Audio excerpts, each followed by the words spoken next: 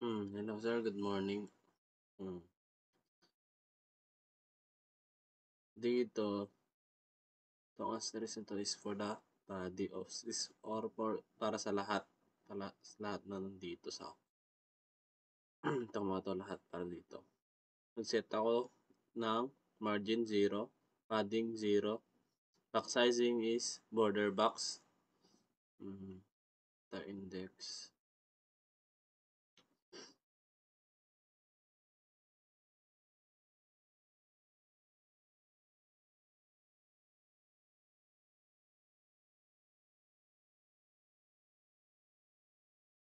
Hmm.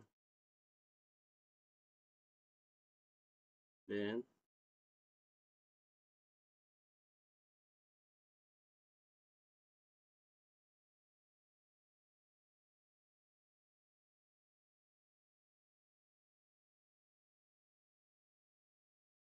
dito pala, margin 0, padding is 0, and box sizing is border box. Ito yung lahat. Ito. Lahat na nandito sa sizer. Lahat ng ito. Kaya nagkakaroon siya ng parang footer.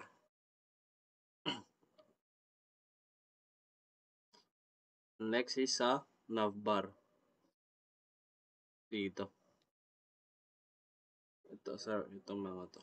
Navbar. Sinet ko yung navbar ng display is flex, content center, items center, the background color, black, position is sticky para dun lang mismo sa gitna talaga. Top is 0%. Para papunta lang sa pinakataas. Nav UL. Navbar UL. To.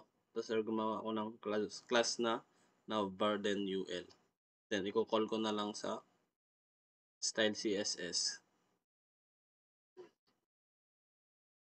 Yung sinet kong UL niya is display flex, ganun din. And yung list styles niya is none. Margin, 20px. And padding is 0%. Navbar ULD. Sinet ko yung font family niya to century. Font size is 1 rem. Font weight is bold. Navbar ULD A. Ito sir, para to sa icon. Saka ba ito ay naglagay din ako ng script sir, icon. Para automatic na lalabas yung icon ng set kong URL ng aking mga account sir. Dito sir. Dito sir. Itong tabi nito. Itong Instagram din, Facebook.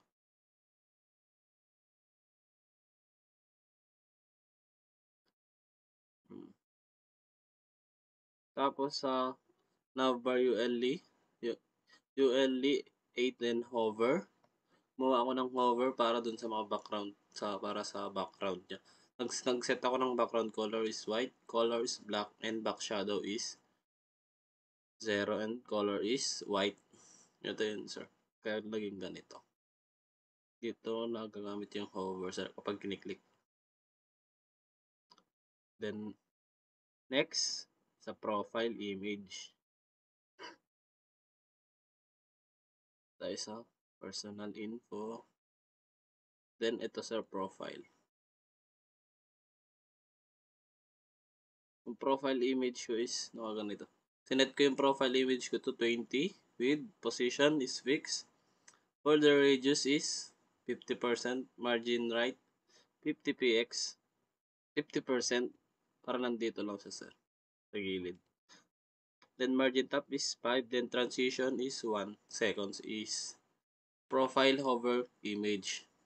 Cursor, pointer, transition all 0.3 seconds is in out, transform scale 1 to 1.2. Sa mid-nav A. Then sa mid-nav,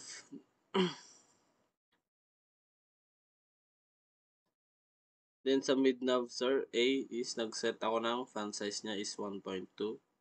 1.25 rem dito sa taas na sir. Parang nandito lang sir sa gilid. Para na itabi sa may nav. Yung mga logo.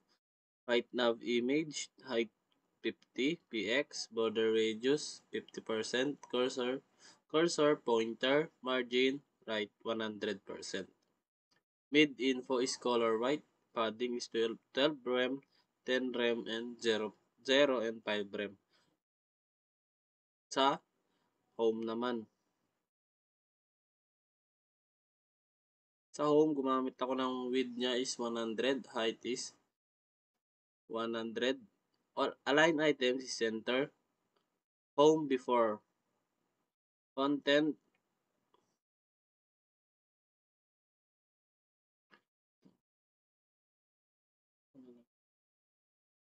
Hindi ko nailagay.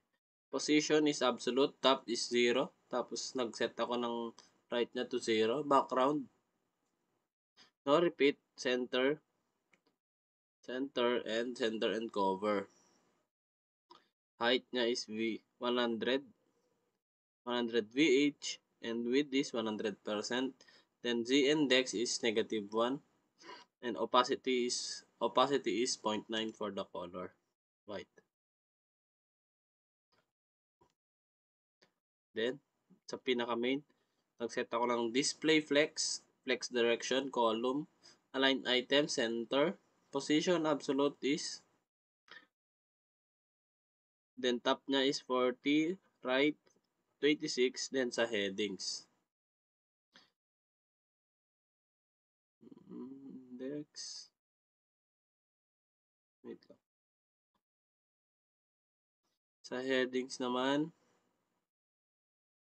gumawa ko dito sa loob ng main ko ng class set ng class top na call is headings.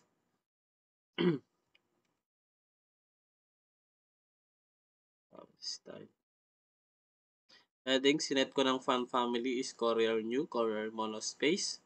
Font size 38px. Tapos yung text niya is center, margin 50, padding 0, text shadow 2px, 2px, 4px, and 4 and black color. Then animation color 8 seconds and infinite.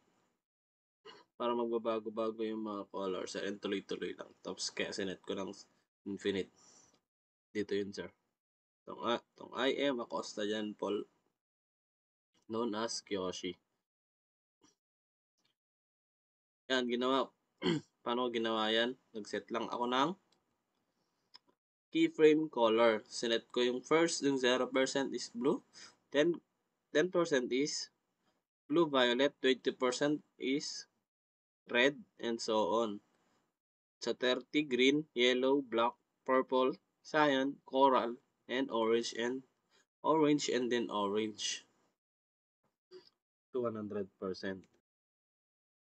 Then for button, dito sir, dito. Button dito sa visit me at Instagram, visit me at Facebook. Ginawa ko dyan is nag-set lang ako ng padding niya is 10px and then height is and then weight is 30px. Background color is transparent, border 1px and solid white. Color and white. Outline none. Transition is 0.6 is then button hover. Sinet ko siya ng cursor auto. Background color white. Color black. And para sa back shadow is 00 px white and so on. Then sa font weight niya is sinet ko siya ng bold. Then sa profile again. Next for the next page. Personal profile. Profile, sinet ko ng flex, column, border box. Dito yan sa rin sa profile na ginamit ko lang. Ito yung pinaka as in yung sa una dito lang sir sa mga text na profile. Tapos itong pangalang profile na naset ko sa CSS ko is buong page na. Itong buong homepage niya. pang profile, tapos nag-set ako ng background image niya ng pics. Then background size, cover, background image, background repeat, no repeat, background position, center, then height 100 VH, width is 100%, padding 100%, 20 px, and margin bottom is 50 px. Nagsiset ako ng height na VH, sir, para parang mas maganda tignan pa, at saka para kang naka-footer tignan, sir, nai-scroll. Then sa pic, display niya is flex. Hashtag pic image. Sinet ko ng width niya is 30 VW. VH. Border radius is 50%. Back shadow is nakaset ng black, and so on. Then sa intro,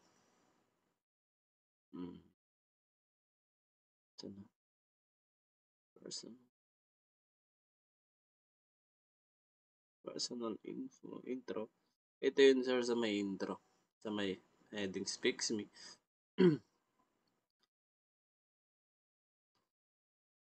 Ito yan, itong mga text. Itong yung mga text na yun, sir. Tapos, sa intro niya is nag-display ako ng flex. Flex direction, column. Then, text align, justify, padding 10px. Intro, header 2. Font size niya, 2 rem. Margin bottom 20px. Color, white smoke. Then sa intro paragraph, nagset ako ng display niya is grid. Place item center, and the color is black. And gumamit ako ng font family niya lang, Franklin Gothic Medium. Then para sa ulit sa paragraph, gumamit ako ng display flex. Paragraph ng lahat, display flex.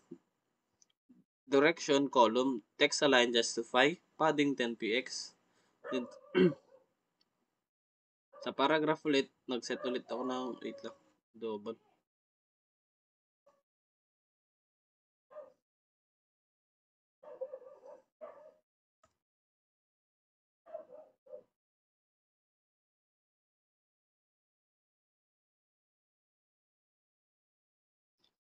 Then sa may dot head, nag-set ako ng font family, century, font size, 2 rem, text align center, margin 20px and 1px. And para sa autobiography, sana yung autobiography?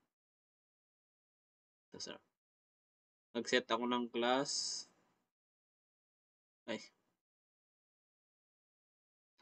name na autobiography, then ID is autobiography, and then para sa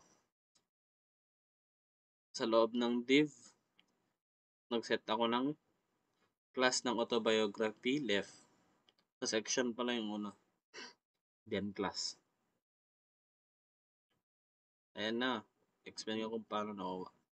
Position, background center, cover, background image, no repeat, background image URL, yung pic.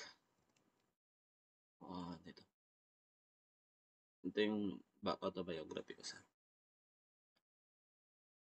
naka-display, flex, align item, center, padding 6 rem and 7.5 rem, justify content, space between. Para dito sa mga to, sir, sa spacing. Sa autobiography left with 100%. Then then sa autobiography paragraph, line height niya is 2. Para dito sa mga to, sir, so para bumaba. Then nag-set ako ng font size niya is 1.2 rem. Sa autobiography header 3, para dito sa pinaka autobiography, parang sa title niya, nag-set ako ng align item center, justify content center, text align center, and yung font size niya is 3 rem. And sa autobiography image, wala akong baset, di ko natanggal.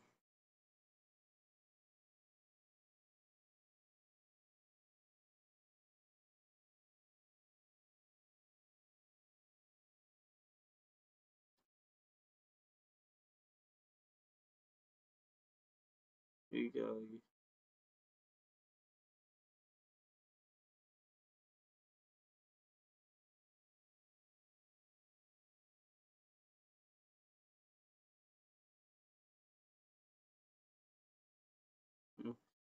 Then, para sa marquee, back to home tayo. Nasa baba ko nilagay yung marquee size. Welcome to my website. Yung marquee. Sinet ko siya ng font size niya 1:1.7 rem. Then color black. Then background color is white. And then the transition is 5 seconds. Yan lang, sir.